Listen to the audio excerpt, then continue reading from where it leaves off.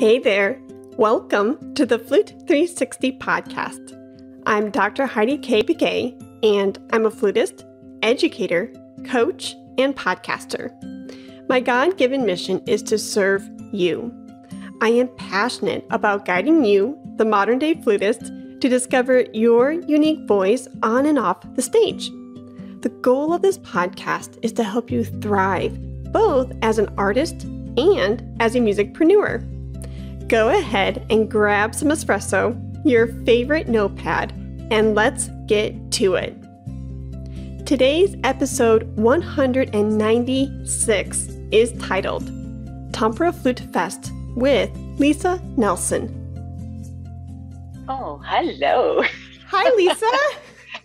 Oh, my goodness. How are you? Good. How are you? I'm fine. Thank you. Oh, I'm a little nervous about doing this, actually. Oh, please don't be. It's weird being on this side of it because I do so many things like Merv Griffin, just kind of interview people for the BFS. I just saw last night your interview with the two amazing female flutists. I forget their show, but something where the three of you were sitting on bar stools. Mm-hmm. And you guys were just laughing it up and having such a wonderful time. So you're a natural. That was fun. They're two flute loops. Oh, thank you. Thank you. Yeah, they're really old. They're good friends. Not really old. I didn't say that. They're good friends. I was wondering that because I was like, either all three of them have a prior connection, or they're just really good at pulling out like the Lisa and the intimate and the comfortable Lisa. I was thinking like, oh my goodness, either they're friends or they're amazing interviewers. So that makes sense. No, we're good friends. They're very good at interviewing and they can sort of disarm people very quickly. They're really, really good. So, yeah. Ooh. So after seeing them, they made me nervous for today's talk. No. Oh, not at all. Where are you calling from? Texas. Oh, fantastic. What part of Texas is it? Dallas. Oh, wow. That's somewhere. I don't know North America as well as I do England, which is just a crime because I've wanted to know, especially Texas. I know quite a few people down there. So, oh, wow. Oh, nice. Cool. What part are you in? At the moment, I live in the Midlands. I'm about 100 miles north of London. Okay. Great. England, so right in the middle. I'm from Edmonton in Canada, and I was sort of landlocked. Well, it was very landlocked there, and I couldn't get more away from the sea on an island.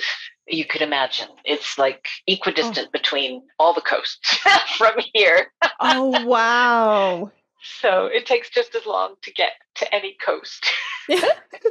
How lovely. The last time I was in London was in the middle of my doctoral program with Lisa Garner Santa, and we did a week masterclass with Paul Edmund Davies. Yeah. Oh, wow. That's fantastic. Yeah. It was an experience. And we were there, I think it was 2016. So it's been a while, but he's phenomenal. Yeah. Was that at the Flute Kitchen? No, it was not. We just rented out a church and we, did our thing. I think he gave a recital. I'm not sure of locations because it has been like a good 4 or 5 years, but it was completely in cahoots with Texas Tech University and Paul. So there really wasn't a program or anything like that. It was just really Lisa and Paul, because I think Lisa studied with Paul at some point in her career. Okay. Yeah. Oh, his teaching's phenomenal. Well, his playing is phenomenal, but he's a really, really good one-to-one. Yeah. Wow. Well, I think you're the first guest to have the most amazing backdrop with the green wallpaper / paint. It's my green room, It's somebody said that because this is a room in my house where you can just disappear into, and it's sort of become our sanctuary when we just want to sit and do things. But it became my teaching room through the whole of the lockdown.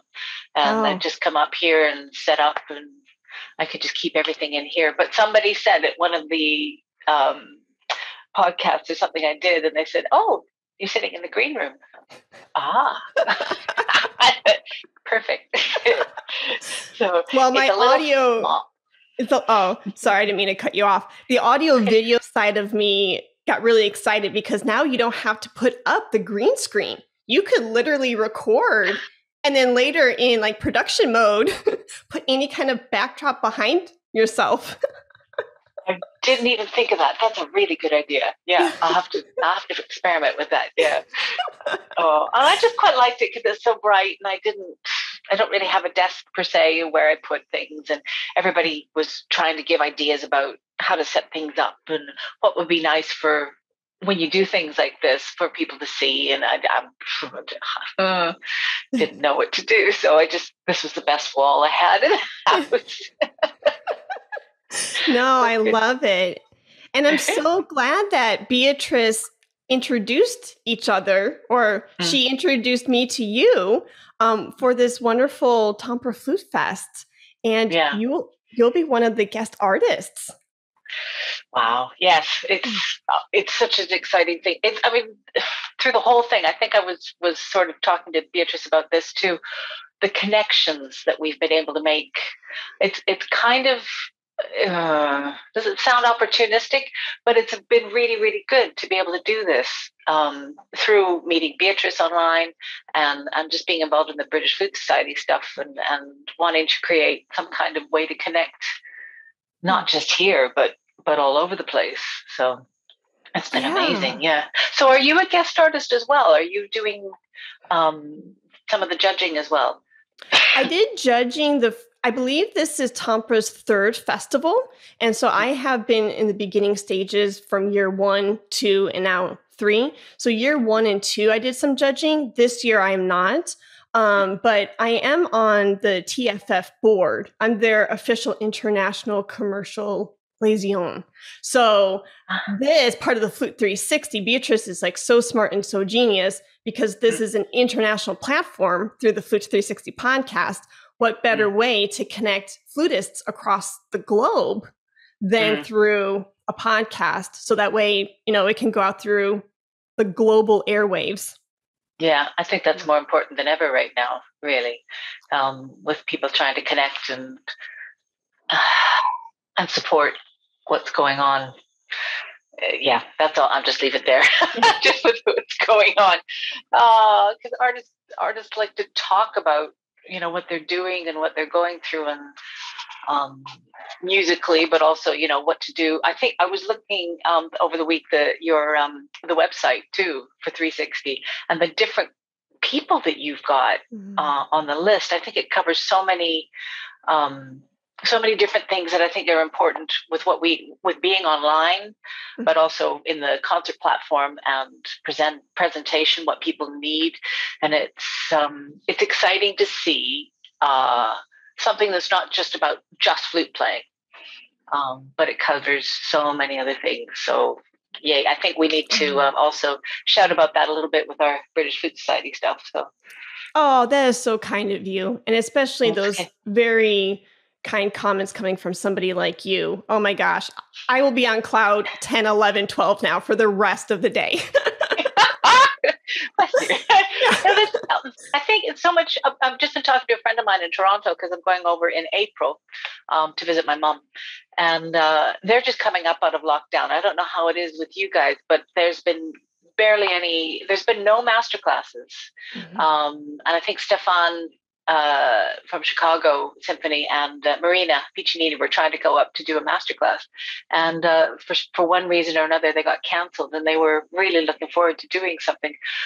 So I'm hoping that we can even get together with some of the professionals and just play through stuff, like play through some Telemann or something and have a drink and some chat, but get the kids together, masks or whatever they feel safe with, just so that they can listen again. Because I don't know about you with playing, but I was really surprised at my first orchestral concert. It was a little bit like you tune into things very quickly, but it's the quickness of everything wasn't quite the same. And I would sit there with all the noise, and I would get emotionally involved and think, "Oh, this is wonderful! I'm supposed to play." No, I'm not sitting in my bedroom with my headphones on. Ooh. Really tricky. Yeah. So, but just to get the life going again is good. We haven't had a live event here with the BFS yet either. We're online with the competition. So anything that will get us sort of, I don't know. Yeah. Have you been playing much at all down there? Well, things are starting to pick back up. So like the Texas Flute Society, they will have their annual event in May. And this year it seems like it's going to be live at a high school venue. The last two festivals, I believe, and the Texas Flute Society is like really like the North Texas area. Of course, all of Texas is welcome, but the last 2 years, I believe their festivals have been remote. So I think it's a big deal now in 22 where we're going back to in person. But yeah, things are starting to pick up. I think the Dallas Opera Orchestra, they are putting together a production this week or next week. So concerts are starting to trickle back in. Oh, yeah, that's really good. Yeah. Oh, it's like everybody's taking a great big deep breath and starting again. Yeah. But if we hadn't had this, I think it would.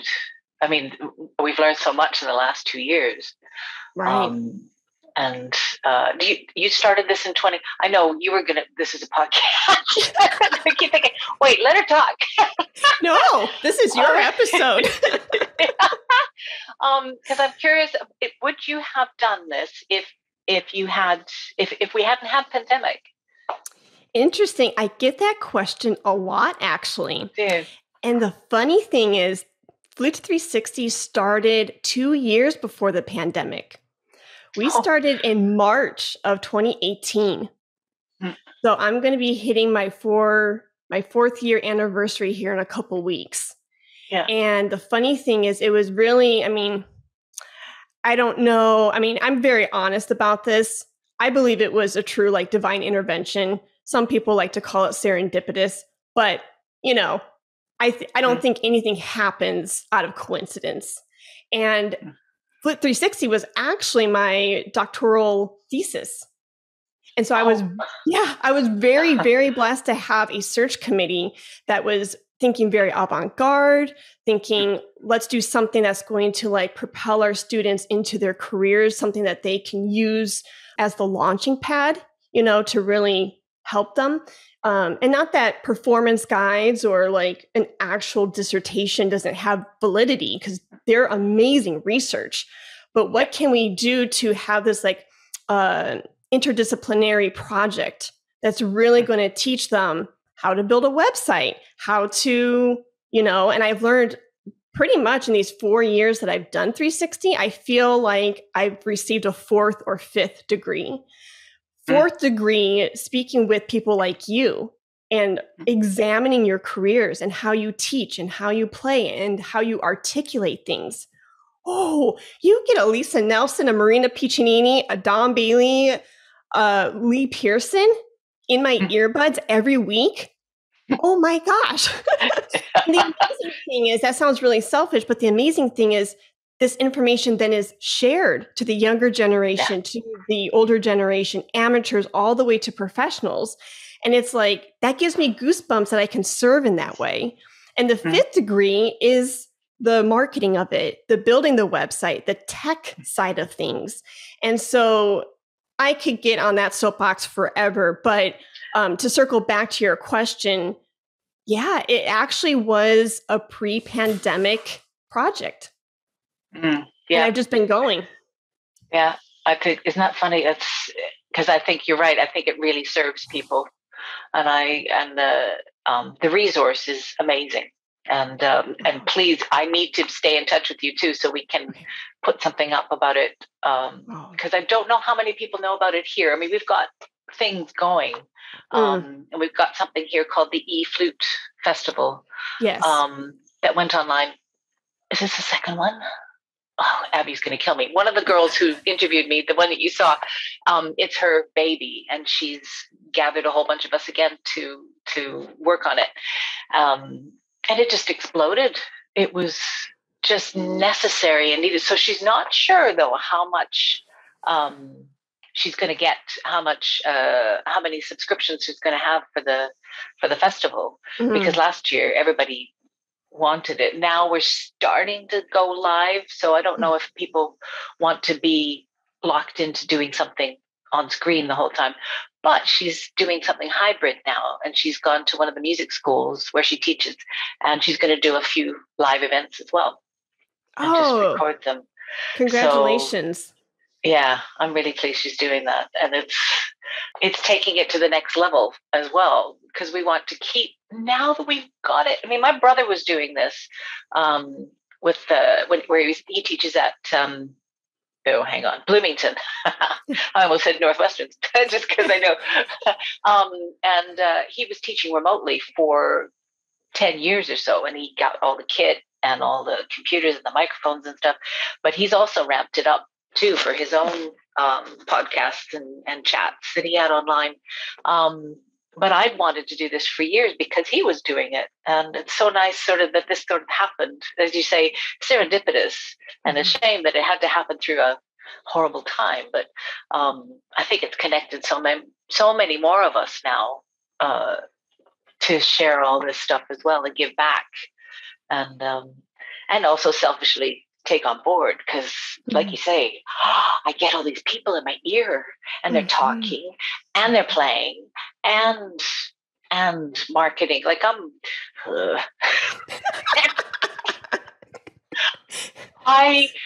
when was it you or Beatrice sent? I think it was Beatrice sent out the subject matter, and I'm thinking, oh yeah, I can talk about performing. I can talk about being a soloist, kind of, and all this stuff. She said, tell us about being the chair of the British Flute Society. And I just thought,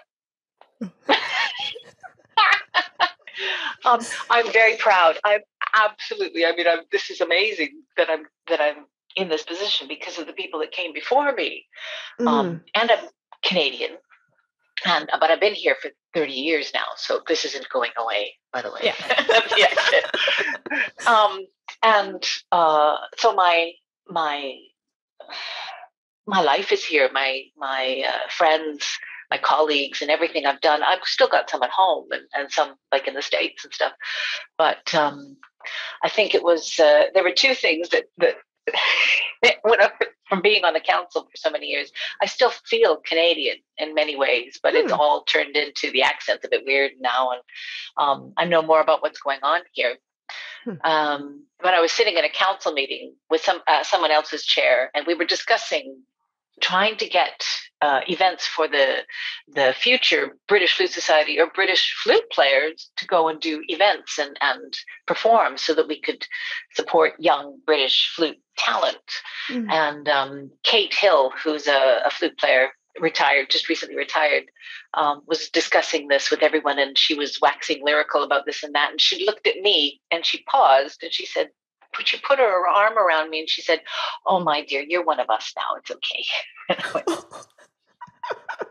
And I walked out of the meeting was at the Royal Academy, and I walked out of there on cloud nine thinking, oh, I own this now. I'm fine. Thinking, everybody seems to talk about, what do you call it? Imposter syndrome, and part of me, because I didn't go to a college here, or, I didn't go through the system, that still creeps up every once in a while. And I've been in sessions and I've played with orchestras, but I've not been a member here. I do stuff on the periphery, it felt like. So to have someone like that to me say, "Oh, no, you're one of us," I go, "Oh, that's great." It felt really good. And then the same lady, and she's amazing. She's one of my mentors, and she was, when I was studying with Trevor Wise, she was just one of the epitome of Englishness, first of all, but English flute playing, and wonderful teacher.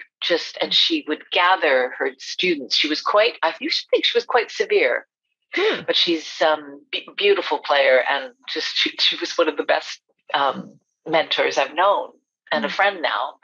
And I called her up after a few weeks after becoming chair, because she was on the council, and she was one of the ones to put my name forward. And I was feeling so dejected because I wasn't getting things done. I thought I had to do everything.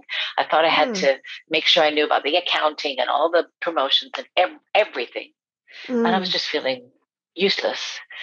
And I said, why did you put my name forward?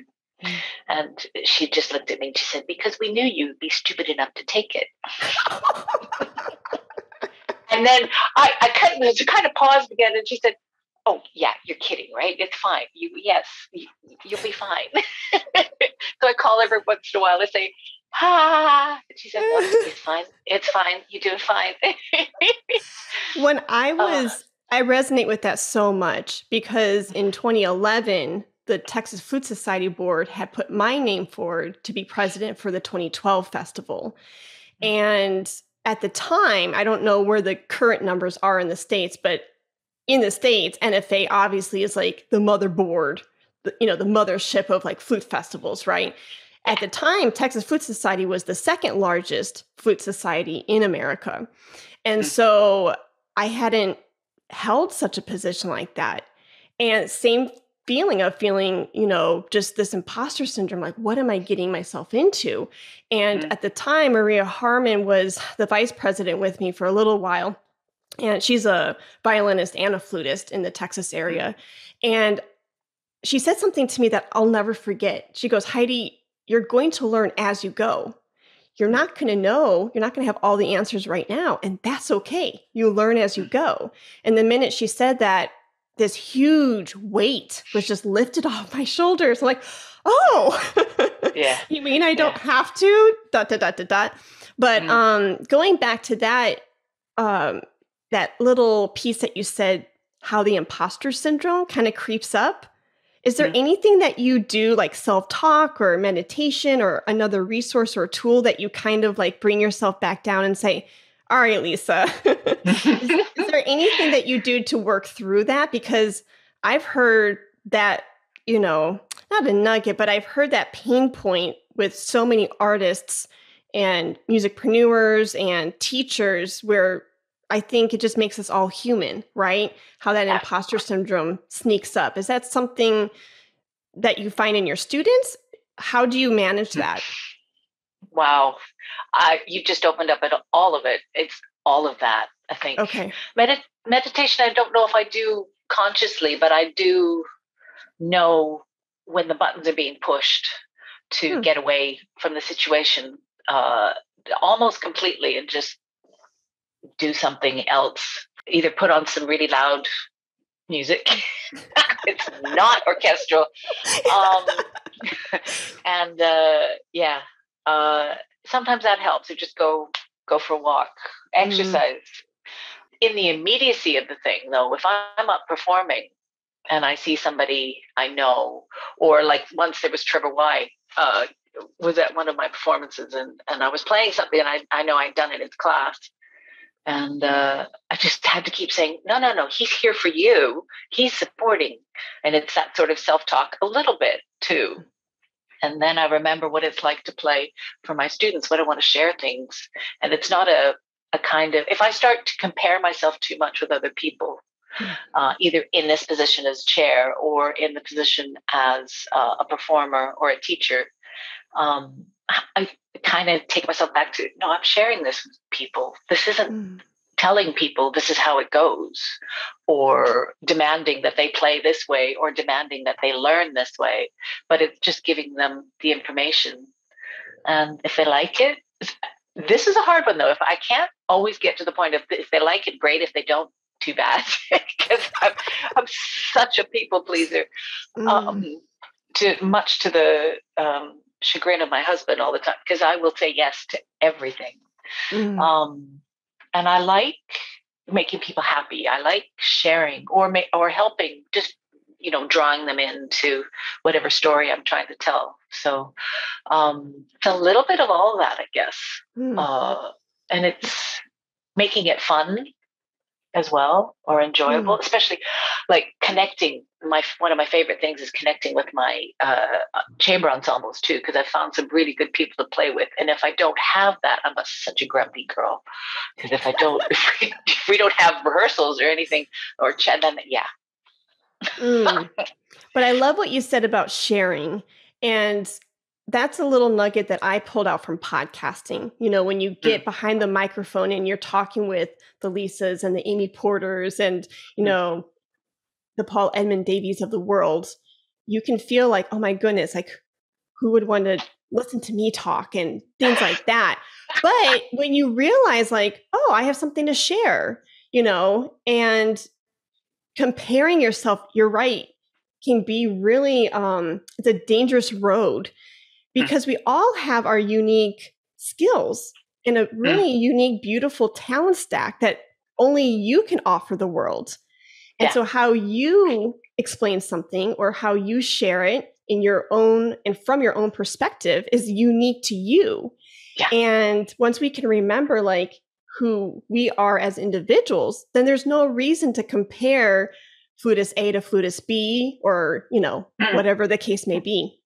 Yeah, but there's also it's not really a chemistry thing. You're allowed to have an opinion about how somebody plays, or you're allowed to like something over something else, but sometimes that can change. Because I was listening to, I'm not going to mention the name, but I was listening to the Prokofiev this morning. It was on our BBC classical music station, and at this time too, because people are sort of canceling it because it's assumed he's Russian, and because supposedly there's a lot of military in the music, and I find that a shame because he's Ukrainian actually, and it's hope and it's life. So anyway, this player was playing, and it was so full of so many things I wouldn't necessarily teach my kids, like breathing in different places and stuff, but it was so exciting to hear this player.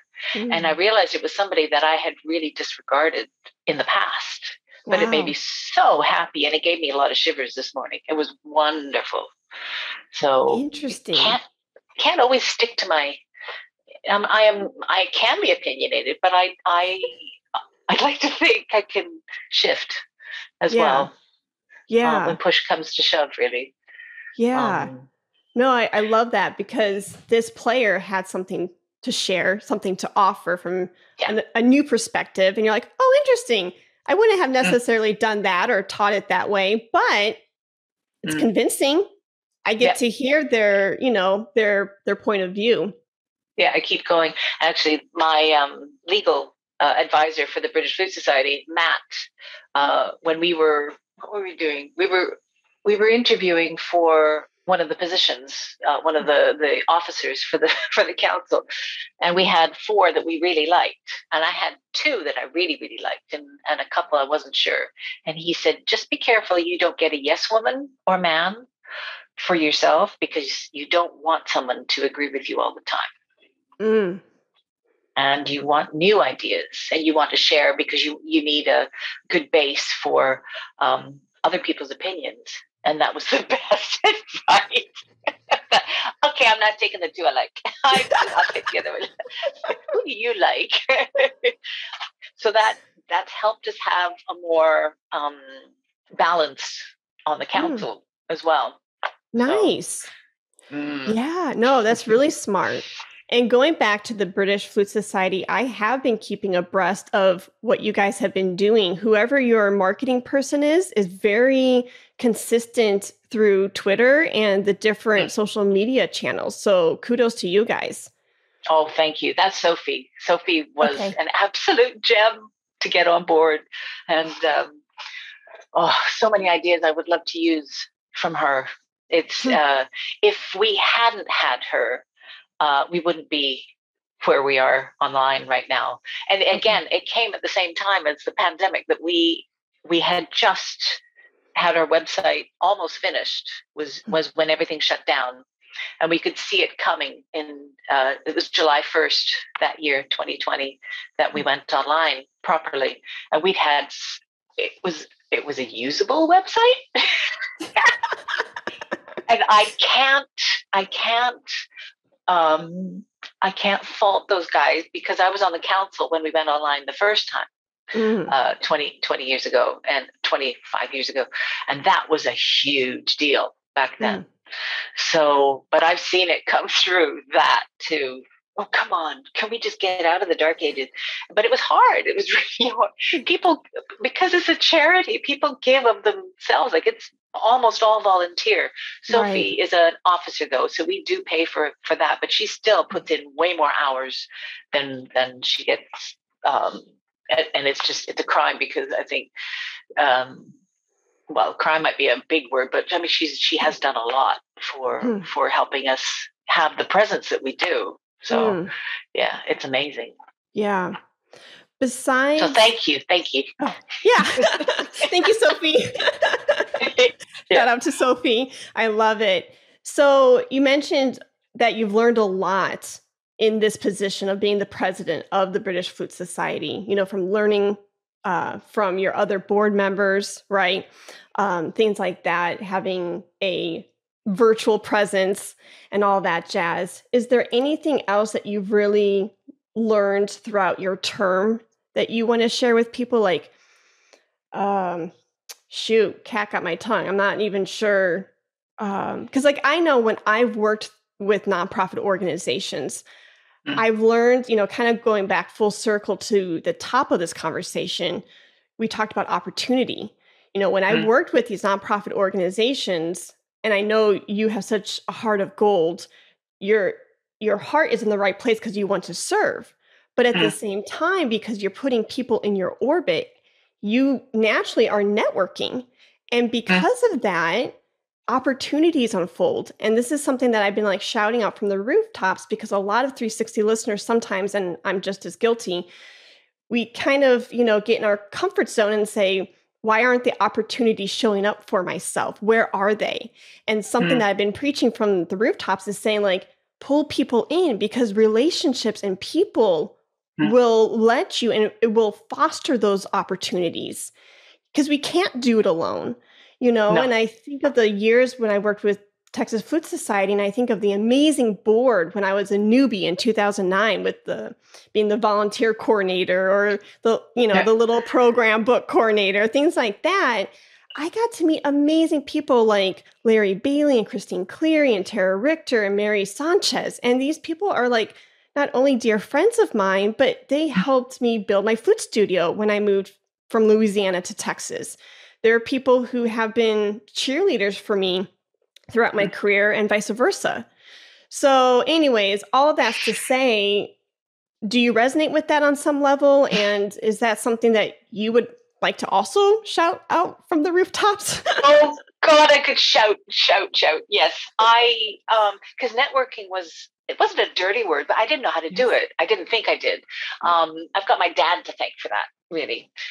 Because he's both my parents were opera singers, but dad's a farmer at heart. We had this pig farm back near Edmonton, and he would just walk around talking to anybody and starting up a conversation, and he would sit there for hours chatting with farmers, and he'd go and visit the older people from around the area as well, and just to make them feel just make them feel like they're accepted and talking with people.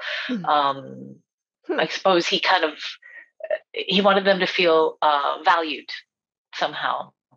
And I'm not saying that that's exactly what I think when I'm speaking to people, but it was really lovely to watch. And when he had Alzheimer's as well, he would just sit on a bus next to somebody and start talking to somebody, or be doing his walk. When they moved to Toronto, he would just walk around the block and just pick up a conversation he'd see the same people on his journey. So, and in doing that, I think the three of us kids as musicians have become, we value that. We really love to connect with people, and which helps our music for one thing, but also to, I guess it's the connections and networking, to call it that. Yes.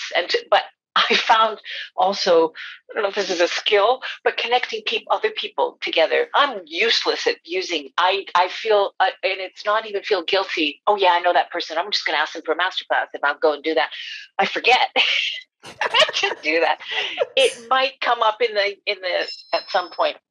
Sorry, but it might manifest in another way. So, but I'm getting very good at connecting people for the BFS, and we've had some amazing people come to judge for our competition, and then so I've connected them together because they have to judge together, and it was so nice because I can see the friendship starting up from across Europe, and meeting Beatrice as well. I mean, that was wow. I don't even know how that happened. I think we saw each other on Instagram, and I thought she'd be good for the competition, just because she was looking at the same kind of thing. I thought that'd be good. Also, events and just and playing together, because it's not just about it's about the playing together, yeah, but it's about having something in common together and chatting and yeah, networking for my own gain has been really crap.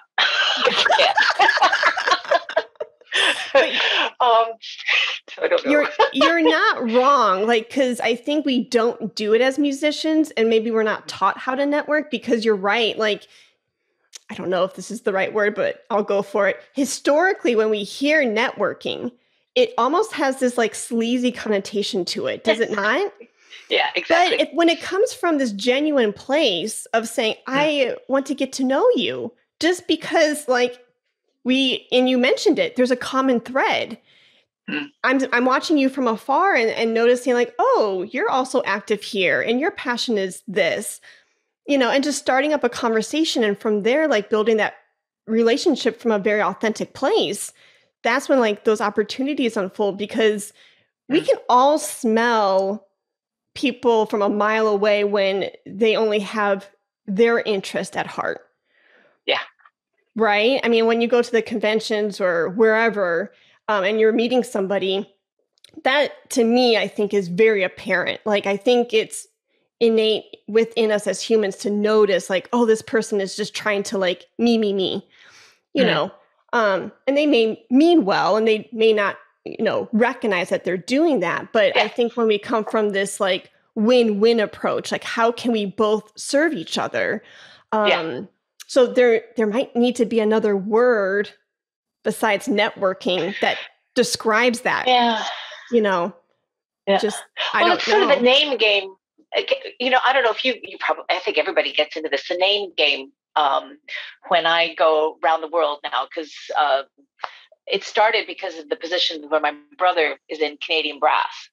And when he knows everybody now, he just goes around the world with the group. And okay, now I know quite a few people, and my sister's at the symphony in, so now I feel like I'm name dropping, but she's in the Boston Symphony. So that it's our connections are wonderful. But then if I go places, then I can call them up and go for beer, or and we tell stories. And I mean, the stories, maybe it's story collectors, I don't know, or information gatherers together. Interactive. Something's more. Interactive storytellers. Interactive guru. Yeah. But I've heard from my brother that I've taken on my mom's sense of humor, which is not that. I mean, I have a sense of humor, but you don't tell jokes very well. And he'll get on with his. They all did a chat, the Canadian brass, and they'd had 5 days. I think it was tuba one day, trombone another day, trumpets another day, horn another day, and then they'd have all 5 of them together.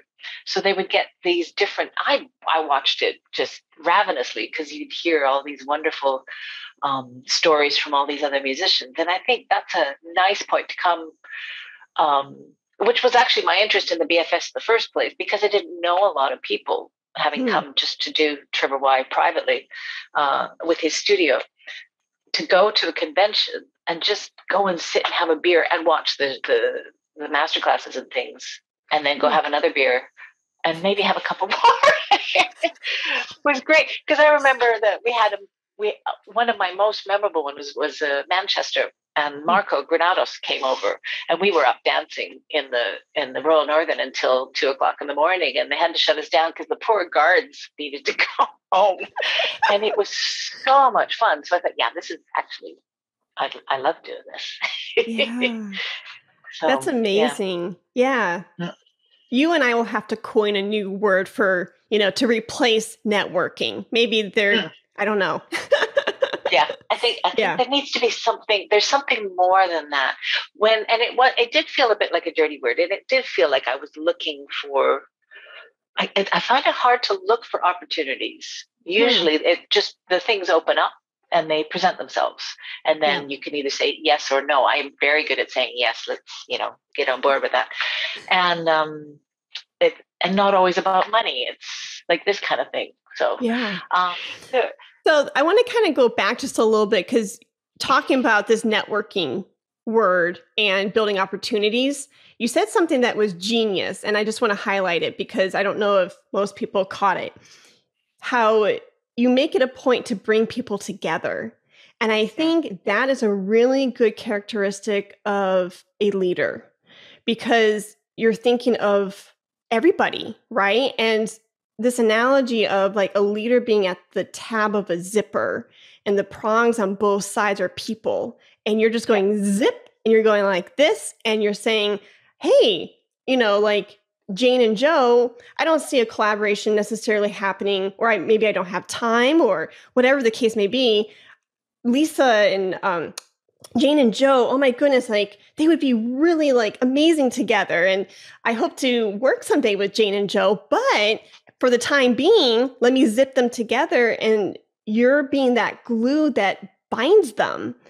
And isn't that so fulfilling to be able to say like, oh yeah, because of their new relationship, this flute society or this flute festival or this masterclass unfolded because of this new bond. Yeah. Wow. Yes. Yeah. That's, I couldn't have described it better. Actually, I love watching that happen. It's something it brings a lot of joy to see those kinds of connections, really. And we see it, I think it was last year when we did the first online competition, and we'd never done sort of a chat with any of the competitors before either they performed or showed the video. I suppose before they performed live, they would have been a bit uptight anyway before doing the competition. But doing the videos, they were quite happy about doing that. And learned a lot, and we reached people all over the world, and some of them have been in touch with us again, and some of them have been in touch with each other because they'd watched the videos and, oh, they're there, I know somebody there, or it's sort of linked that way. I get a real kick out of it. Watching it, and it serves sort of my desire, like you say, to connect people, I think, which how sometimes people feel a bit selfish. Like, I love being in this position to be able to watch it all. But I really don't want to be in charge. I don't want to be the boss. And I'd like it to take, because this is my second term, and I'd like it to take a life of its own pretty soon. And go off in another direction if it can. Because we have the people on the council work together really well, and it's just trying to gather more people to connect that way too. I like the zipper thing. Oh, thanks. That's really cool. Yeah. Okay. No, I think it is magical, and it is very fulfilling, because my student right now in California, she's in her 60s, and I connected her with this composer in Frankfurt, Germany, or is it Berlin? But Ronnie and Pam. And they came to some webinar that I was doing, and afterwards in the little like mingling, post content live Q&A, they got to talk. And in 5 minutes, they realized, oh, we have a lot in common. And boom, now she's commissioning him to write her a piece. And it's like, so cool, that you get to be a little sliver of that. And now they have their own relationship, and now this new magic gets to unfold. And what alto flute piece is going to come out of this interaction and be put into our flute community and, in the flute repertoire catalog. And I don't know, I just think we need more of that, because if I necessarily can't work with Ronnie in this season, then he should be working with Pam and Jane and Joe and whoever would be a good fit. So I just wanted to highlight that, because when you said that, I was like, there is a characteristic of a really good leader. So kudos to you. Wow, thank you. You don't you don't expect it when you get in this position, because like I said, so much of it is like, how much stuff can I keep in my head at one time? Yeah. But that's what sort of everybody else is in charge of too. It's just their own sort of section. And it's hard sometimes if somebody's not feeling up to it, or just really busy and can't handle things, just to make sure that you feel okay to sort of let it go. But with such a small council, sometimes we do suffer a little bit, because we're volunteers and we don't always have enough people on the ground to do the work that needs to be done. So we're behind the moment on events, and wanting to get things done after the competition. And we're going to have to chase some serious dates and events to get going. But it's because we've had some of the people were just having trouble. So and we don't want to push that really, and don't want to push the button. So that's a bit tricky too. I don't want to impose, but because you mentioned that some things are kind of dropping to the wayside because, there aren't enough people volunteering, because we have these airwaves and you are talking with flutists from across the globe. Is this a call to action, or like a proposal saying, we would love to have like 10 more volunteers? Is that something that you want to announce? Like, is this an opportunity for somebody out there? It is, if anybody's out there really who would be interested, but it's sort of knowing about the British, a little bit about the British system, because we're mainly focused here, but it is international.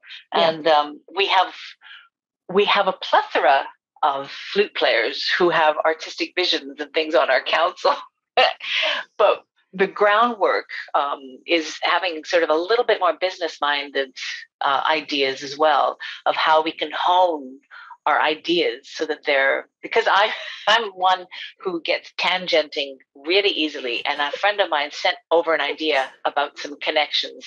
And of course I went, yes, that's great. I thought, oh my God, I have no time for this, but it was a good idea. And I will constantly do that with ideas.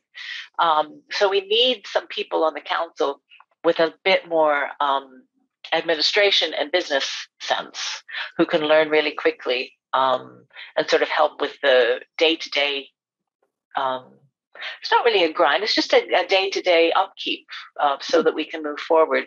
And we have all the basics in place, but it's some of the volunteers we need to help with with little bits of watching things. So if anybody's there who is interested, that would be amazing, because we'd love to get back to events, and we just have too many little things that we have to spend time on. So thank you. Oh, yeah. No, don't cut that out. Okay. I hope the council don't mind me saying that, because no. And it's kind of like, my listeners kind of laugh at me because 360 full circle. I love when things come full circle, and we're talking about opportunity and building relationships. And what a wonderful way to say, hey, actually, if you are a college age or graduate student or postgraduate student who hasn't had that opportunity to work with a nonprofit organization, to build a flute festival, to build these different flute events, what an amazing opportunity to work under the mentorship of you and the other board members to not only build those relationships like we've been talking about, but to gain that knowledge and to have those skill sets, start running through your career, because I think it's an asset, don't you? Very much. And I think you and Beatrice have helped me see that too, because I think it's important for the students to have those skills. Like you say, this has been such a learning curve for me as well, on all fronts, on how to keep, first of all, the balls in the air in every facet of a council like this or of a charity, but also to learn about charity commissions here, to learn about how the finances work, budgeting, taking minutes for a meeting as well, and the protocol that needs to be done. I mean, I'm big one for letting that go because I just, something's, oh yeah, and then I'll totally go off piece. So, and it's learning how to be focused. It's learning how to relate to people without letting we're allowed to have egos, but it's doing it. It's not even I can't even say selflessly because I'm very selfish about keeping this all going. I think there's a very big merit in keeping the British Flute Society sustainable. Whether it's monetarily or with volunteers. I think it's going to end up being volunteers. But it's an important resource and umbrella so that we continue to do and connect this way with people too. So anybody can come in and learn that. And to have interns, I'm going to discuss with the council about interns, the way I've seen other societies doing it as well. So hopefully at some point, but it feels almost too big. Parts of me loves it being small and a lovely little network of like there's 10 of us. There are only 10 of us running this thing. Wow. And it's small.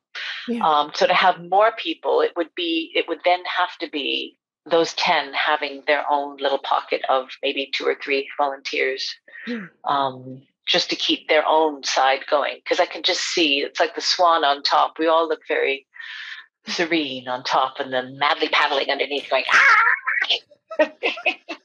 which we're doing right now. I love that. Yes. Because I'm thinking of a guest that I had in December, and you watch organizations like yours and these musicpreneurs, I'm putting kind of like music and entrepreneur together, musicpreneurs doing their thing, right? And, like Sarah Whitney is a violinist and she was a December guest. And that's how I would describe her, like, this swan, like on top, it's like, ooh, beautiful. And everything looks all together. And she's like, girl, no. And she's like, I'm, over here. And I love that because like under the water, it's just like chaos with the feet. Oh, I'm going to use that from now on. Yeah. And I think, yes, but do it now because, life keeps going on. You never know what's going to happen. And if you're able, just keep it going. So I'm trying not to think too far ahead, and I'll let other people think far ahead, but there's so many things the opportunities are happening now. And I think now is the time to connect with people. Definitely. Oh, for sure. Yeah. So circling back to you being a guest artist through Tampere Flute Fest, what are some of the things that you are most excited about? I know you will be performing. Will you be giving a masterclass as well? Not at the moment. No, I haven't been asked to do the live things yet. But we just judged for the what class is it? The B class. So it was 12 to 18. It was incredible. I can't say any more than that because it hasn't come out yet. But the levels were incredible. So very impressed. And I remember there was one 12-year-old, one 13-year-old was just the ability and the music, just letting go. Was fantastic. Wow. So that was a judging. And then last week I gave an intern talk about this kind of thing. So we had somebody from, there were the 3 of the interns that Beatrice had, and then Diogo, who had been an intern last year. And Beatrice and I was basically just a love-in between us because I can relate to that. Being a chair, I can do that. So I'm hoping. If Beatrice wants me to come over, that'd be that. Yeah. If am I allowed to say who I'm an artist for? My flute company? Yes, go for it. You're Yamaha, right? I'm Yamaha, yeah. And so I love my flute. So I'm playing it every chance I can. So we're hoping maybe if they could sponsor, because they're sponsoring me to be the head of the jury this time. Okay. For the competition. So maybe we'll have to see. But there's not a lot happening because of Hamburg. We're saying that it's just too hard to organize still at the moment. for things to happen. So I'm very grateful to them for supporting me to help them out now. Oh, it's nice. really good. Yeah. But still opening up. Yeah. So do you mind sharing what your repertoire looks like for your recital program? Well, I've got Martinu, the sonata, and I have a little, Trevor found another sheet, sort of an alternative to a little bit in the middle bit in the sonata in the first movement.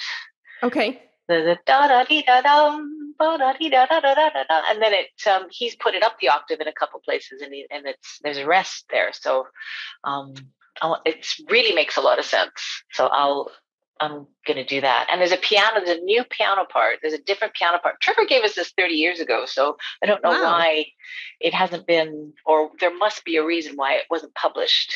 But it's quite nice doing this alternative that was found in Martinu's notes of this piano part in the second movement. So that's another one. I've got a piece by a fellow named Frank Horvat, Music for Self-Isolation. And he's a Canadian composer, and I just heard it on BBC on the radio. And so I'm hoping to collaborate with him again at some point. And I can't remember. I haven't looked at the stuff. Tomorrow, though, I'm doing something with my harp player. So but that's all in my head. We're doing a Ukrainian. My grandfather, my grandmother, my great-great-grandparents, and my great-grandparents are Austrian Ukrainians. Okay. And because it was quite a fluid border back then. So I've got Ukrainian folk music I'm doing tomorrow. Oh, how lovely. Yeah. So I'm quite excited. Yeah. I'm really excited. It's just like a sanctuary concert. It's just sort of for somewhere where people can come and just sit and let go a little bit. Yeah. How nice of you. Yeah. Yeah. I was thinking of programs and music because I see your stand and music on it. Do you mind sharing what is on your stand? No. Well, actually, at the moment, that's just my Pan magazine. Okay. That's the latest one. That's Emily Bynan, as principal of the Concertgebouw. What is on my stand right now? BOM, the exercises, the 12 daily exercises. Sure. And I have number 2 and number 3. Okay. That was this morning. Nice. And the Martinu. And what else was on it? Carr-Gaillard studies. Lovely. The caprices. So, wow. A bit of a smattering. And then these things for the harp, flute and harp thing for tomorrow. Oh, how lovely. Yeah. Will the concert or... Yes, the harp and flute concert, will that be live streamed? No, but it will be a podcast. Because my harpist, Eleanor Turner, is doing these every second Thursday in March. Or no, every second Thursday in March. Oh my God. Every second Thursday in the month. And it's in a city or a town not far from here called Stamford. Okay. And she does, there's a church near where she lives, and she's just called it Sanctuary. It's not really, she doesn't want to label it as a concert because she's not charging. But it's something she's going to do, or that she has done, and already put the first one up for a podcast. And this is the second one. And it's just music. So the artists that she's bringing in to collaborate with, we're allowed to navigate how we want to do the program. And just because of my Ukrainian background, I thought I'd bring that in. So there's a bit of Bach as well. And I can't remember what the other one. Oblivion by Piazzolla. Oh, okay. Fun. Yeah. So it's just somewhere to go. But I have to keep it together because I don't want to get too emotionally involved. Oh, I'm sure. So, yeah. Do you know the name of the podcast? I can find that out. I can send that to you. Okay. It's Sanctuary. Oh, okay. The name of the podcast is Sanctuary. Okay. Yeah. Oh, neat. And okay. I think I might even do I have it? Nope, I don't have it anymore. That's okay. But I'll find out.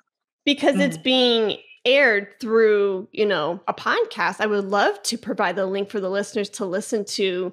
Thank you. Yeah, I want to hear it. Okay. Yeah, I'll do that. I'll send it to you. I'm dying to hear you and harp. How beautiful. Well, we do have we've got a few things on, like, over the last 15 years or so that are up for, I think it's under Eleanor Turner. It could be under Aquile. Okay. Aquile duo. Okay. Can't remember. The last one I think we did, because we did Save My Life, because we had a church nearby that we would go in our bubble and rehearse and do live stream concerts, and we did a couple courses from there as well. So it was good. Saved me, totally saved me. But I will find that for you. Oh, thank you. I appreciate that. Okay. So I know that we're at the top of the hour, and I want to respect your time. This has been extremely fun for me, and thank you for playing with me because of the fun and your warm nature that I was witnessing through other interviews and YouTube links and things like that. I was like, ooh, I want to mix it up and I always do this with my guests. I try to get to this space of conversation where it doesn't feel like Q&A, like a formal interview. Not that there's anything wrong with that, because I know I've done that plenty of times. But the more I get into this, and I was noticing like your infectious laughter, with your two friends. I'm like, ooh, she's going to be fun. I can play with her and kind of. So if you were expecting like a formal interview, I apologize. And the only, okay. No, I'm so grateful for this. No. I'd much rather, no. Yeah, okay. No. In a way, with how information is so shareable through the internet, and I want people to look up Lisa Nelsen, and read your bio and read your phenomenal career being a Yamaha artist and playing in these orchestras and teaching at the schools you teach at. We can find that information, but to like get to know Lisa, and what she's learning through being the president of the British Flute Society, and what you're learning through the pandemic, and talking about these real, things in real life, and to pull that out, I think that's where the magic is. I really appreciate that. And I think please keep doing it. And please keep connecting with people, because I think it's a gift to be able to draw people out as well. And we don't have to conform to you don't have to conform to a Q&A, which is brilliant. And to conform to what we were talking about before, you have to be like this. But I think it's great what you're doing. Cool. So, thank you. Is there anything that, now speaking of Q&A, because we are wrapping up the conversation, is there anything that you would like to leave the listener with?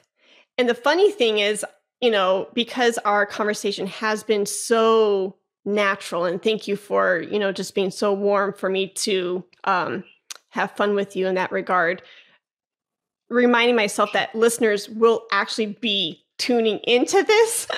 Yeah. Now I'm like, I'm kind of switching gears here a little bit, but is there anything that you want to leave the listener with? Because we have talked about a lot of different things. So, and I know this is kind of a blanketed question, and I don't mean to leave you hanging, but is there anything, that you want to tell the youth, or something that you've learned from the pandemic that you want to pass down to the younger generation, or a sliver of hope that you want to offer to fellow teachers, whatever the case may be? Yeah, there is something with sort of through my brother, because he teaches fearless performing, and I love teaching how to perform, how to be in front of people.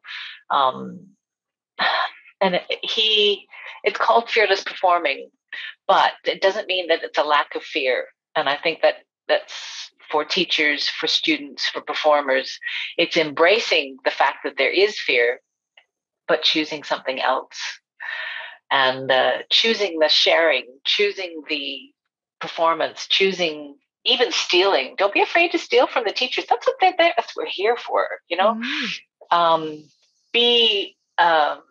Look for those opportunities. Accept the fact you're probably scared. choose something else, practice making the other choices, and enjoy that. Yeah. Didn't Eleanor Roosevelt say something along those lines of do something that's kind of challenging or fearful at least once a day? I think that was her, but basically what you're saying, step outside of your comfort zone and choose that for yourself, because that's how we grow, right? Yeah. Oh, that was something I just read too. I think my brother might have put that up too. There is no growth in your comfort zone. Yeah.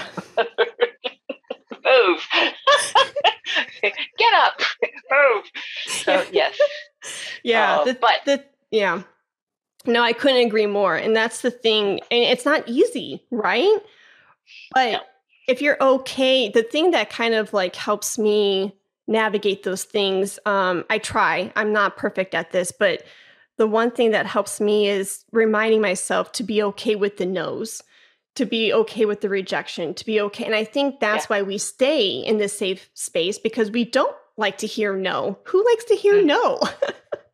I don't, but it's inevitable, whether you put a challenge in front of yourself, whether it's a competition or whether it's, being the president of the British Flute Society, you have to put a challenge before you in order for your wings to almost, expand and to meet that challenge. And it's not going to be perfect.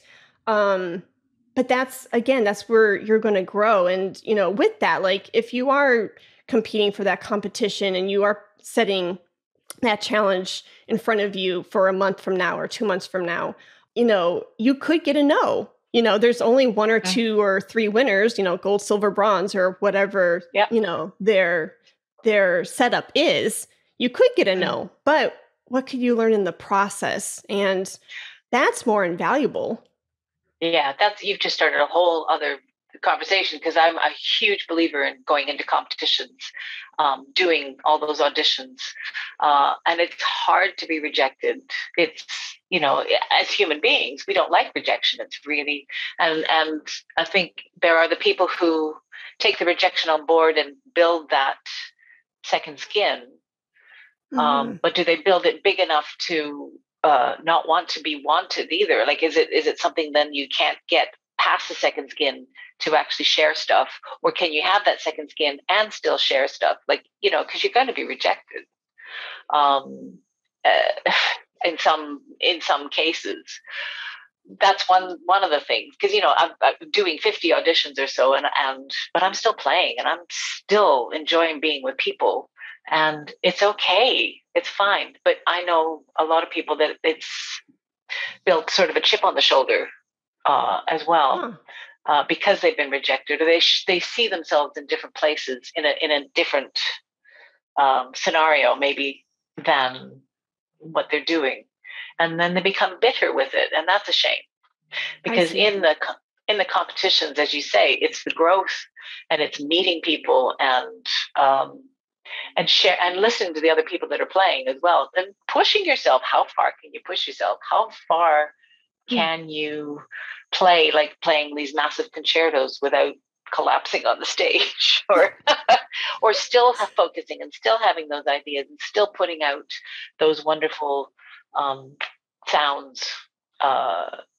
continuously, and not always the same, as you say. Perfect. I don't like the word perfect either. Perfect is kind of but it's making that I don't know, that painting or that flower or that thing grow and become what it is for that time. Like hearing the Prokofiev this morning, that wouldn't have usually been a great performance for me, but it was this morning. If I'd heard it maybe in a different place, I wouldn't have, but it was wonderful this morning. So interesting. But she doesn't know what I think. Right. She or he, sorry. Yeah. And it doesn't really matter, because it's still out there. Right. Yeah. So I love that. Developing that tough skin. Yeah. Which you can still be sensitive soul and still develop that, I think, and still develop that second skin. Yeah. But you can still be touched by things, and you can still be reached by people. And can you still make yourself vulnerable, though? Can you have the second skin and still be vulnerable? Interesting. Yeah. That is an interesting balance, right? Yeah. Huh. You're onto something, though, because I remember a comment from, and I don't think she'll mind because she was a past guest, but Dr. Lee Pearson, who's into body mapping. Yeah. I remember a comment. I said something on Facebook on some thread, and it had that angle of and that perspective of tough skin. But she also kindly reminded me in the comment, Heidi, there's a soft side too, that vulnerability that needs to be there also. Like there needs to be a balance of the two worlds. So I've heard something along those lines, exactly what you're saying. And you need both, especially being an artist. Yes. Yeah. And you think of all those artists that have suffered for their art. And even hearing stories about Beethoven, when he went through even more in depth than we had known before. It's tragic, sort of how in turmoil he was while creating these works of art. Do we all have to go to that point? I don't know. It'd be a shame if we did. But out of that horrible turmoil that he was in were these beautiful works, really. And to touch into that, I think is necessary in some ways, but also, but we don't all have to go through hell to be artists, do we? Yeah. I suppose we each have our own story to tell too, and no Right. one's going to know really what we've all gone through with it. Yeah. No, and bringing it to a couple other guest artists conversations within this series of highlighting the Tampere Flute Fest. Jenny had said that, and her episode is going to air here in a couple weeks. Yours is going to air this Tuesday, actually. So it's a quick turnaround. Yeah. Okay.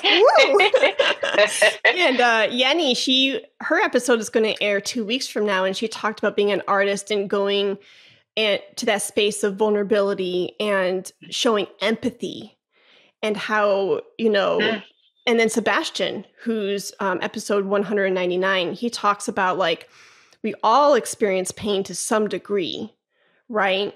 And a lot of people like nowadays, and he suspects, with all of our tablets and our phones and our devices, it's so easy to kind of run away from it and say, oh, I don't want to sit there because it's uncomfortable.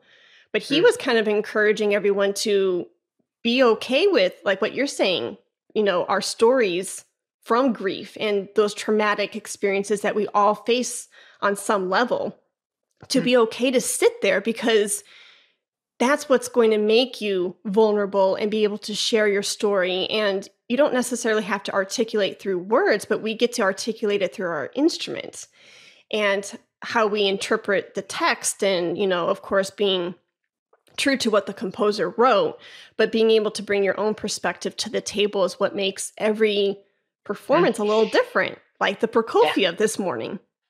Yeah. We don't know what her backstory is at all, but my God, she did. I mean, it was so passionate this morning. Really, it was wonderful. We can't mind read. That's another thing that students don't try and mind read the people who are on the panel or your audience, because you don't know. You can empathize and you can try and manipulate a little bit, but you'll never really know that they're sitting there going, oh my God, she sounds like poo. Because, that's not what they're there for. They want to hear you play. They want to hear what you're good at. So, and that's another side of the vulnerability that I want to hear people play like that too. Just give me what you know. And I think it goes back to that piece of what you said with Trevor Y, and that imposter syndrome piece that we were talking about, but going, and talking about these adjudicators and judges, they're here to support you, they want to support you. And I'm connecting the dots from our conversation, little breadcrumbs here, breadcrumbs there, and piecing it together in a gingerbread house. It's me and my tangenting too. Put it all together, and Yeah, well, you've got all my brain cells, just the gray matter's just fired up now. So, yeah. Oh. my poor student in a minute is going to be in trouble. Oh, shoot. Likewise. I've loved this conversation, and thank you for sharing your knowledge and your life and your stories. And thank you for, this time. Thank you very much. And seriously, we will, I'd like to just put something up that says, have a look at this. We need to make it known. So that'd be really good. Thanks for sharing everything. Oh, I so appreciate that. Thank you, Lisa. It's okay. Let's connect again at some point. Sounds great. Okay. Thank you. Yes, thank you. And we'll be in touch. Okay. Lovely. Okay. Take care. Thank you. Bye. Bye-bye. Bye-bye. Thank you so much for tuning into today's episode. I hope that the content has served you well. The thing that I would love for you to do right now is go to my website at HeidiKBegay.com. That's HeidiKaybegay.com. Go to the right-hand side of my website and you will see a tab called Subscribe. Click that bad boy and type in your information. The reason being is because I send out a weekly newsletter and it's jam-packed with value. These past 2 months alone, I have sent out discount codes on my friends' classes. I have sent out links to free ebooks and so much more. So if you're not on that newsletter, then you can't get those perks and discounts, links and codes. So go to HeidiKBegay.com, join that mailing list, and I can't wait to see you there. Thanks. Let's talk about flute.